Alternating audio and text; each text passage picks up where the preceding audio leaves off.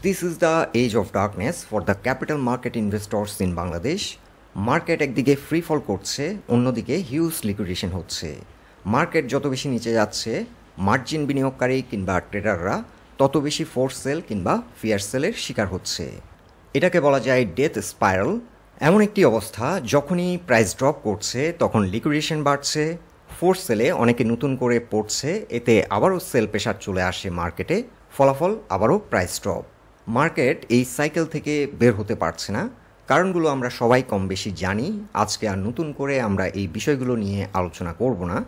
তবে সবচেয়ে সুখপ্রদ ব্যাপার হলো, আমাদের প্রধান উপদেষ্টার প্রেস সচিব বলেছেন পুঁজিবাজার হলো ডাকাতের আড্ডাখানা। উনি যখন বলল আমরা সবাই ডাকাত, উনার উপর আর কোনো কথা থাকতে পারে না। এখন ডাকাতদের উনারা উনাদের মতো করে শায়েস্তা করছে। যাই হোক, মার্কেটকে যদি সঠিকভাবে মাপঝোঁক করা হয়, সূচক এখন 4000 পয়েন্টের নিচে অবস্থান করছে, কেননা বেশ কিছু বিগ মার্কেট ক্যাপ স্টক এখন সূচক থেকে বাদ দেওয়া আছে। কিন্তু প্রশ্ন হলো, স্টকগুলো এত লুক্রেটিভ অবস্থানে থাকা সত্ত্বেও বাই প্রেশার আসছে না কেন?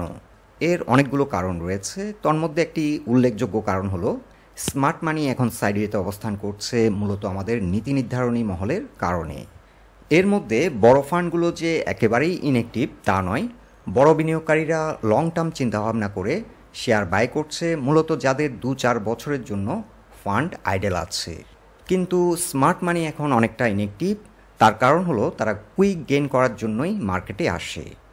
স্মার্ট মানি বিগ ফান্ড মার্কেটে ইনজেক্ট করে, রিস্ক নিয়েই তারা কিন্তু ইনভেস্ট করে। কিন্তু বর্তমান কমিশনের আন্ডারে স্মার্ট মানি যদি মার্কেটে বাই সেল করে, অ্যাকাউন্ট ফ্রিজ কিংবা ফাইন করবে, এই আশঙ্কা থেকে তারা বাজারে অ্যাক্টিভ হচ্ছে না।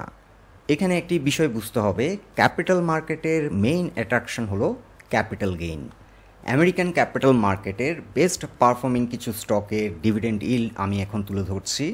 2024-এ মেটা, অ্যালফাবেট, অ্যাপল, টেসলা, এনভিডিয়া এবং নেটফ্লিক্সের মতো কোম্পানিতে ডিভিডেন্ড ইল্ড ছিল লেস দেন 1%।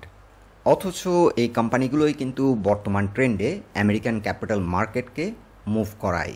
এছাড়াও আরও কিছু স্টক, পেপসিকো কিংবা সিসকোর মতো কোম্পানিগুলোতে অ্যারাউন্ড 3% ডিভিডেন্ড ইল্ড।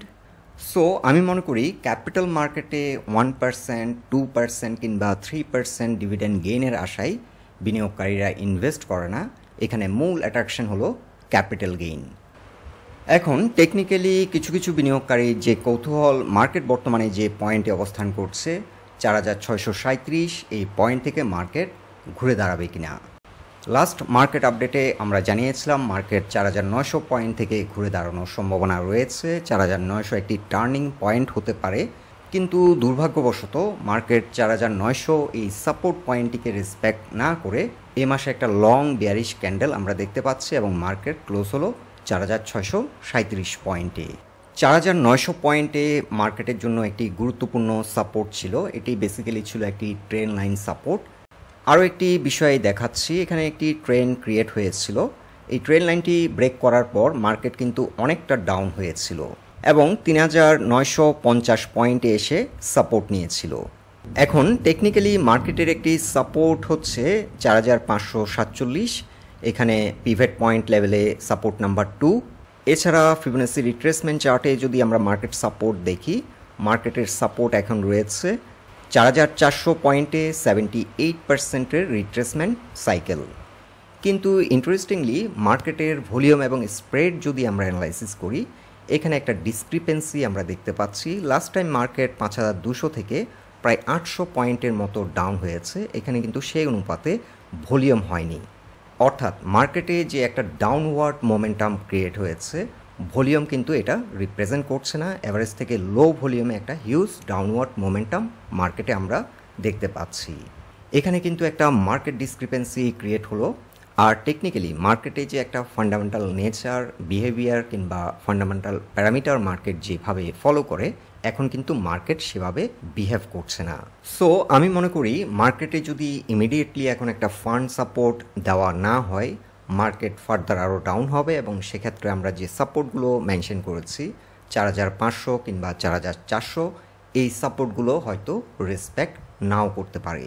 এটি একটি মার্কেট সিনারিও। আরেকটি মার্কেট সিনারিও হচ্ছে সেকেন্ডলি, মার্কেটে যদি ইমিডিয়েটলি একটা ফান্ড সাপোর্ট দেওয়া হয়, সেটা হতে পারে ঈদের পরে।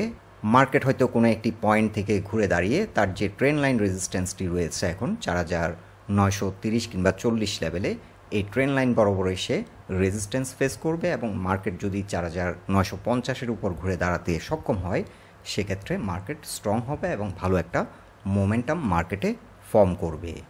সো যতক্ষণ না পর্যন্ত মার্কেট 4950-এর উপর ঘুরে দাঁড়াচ্ছে, মার্কেট অনেকটা আনসার্টিন।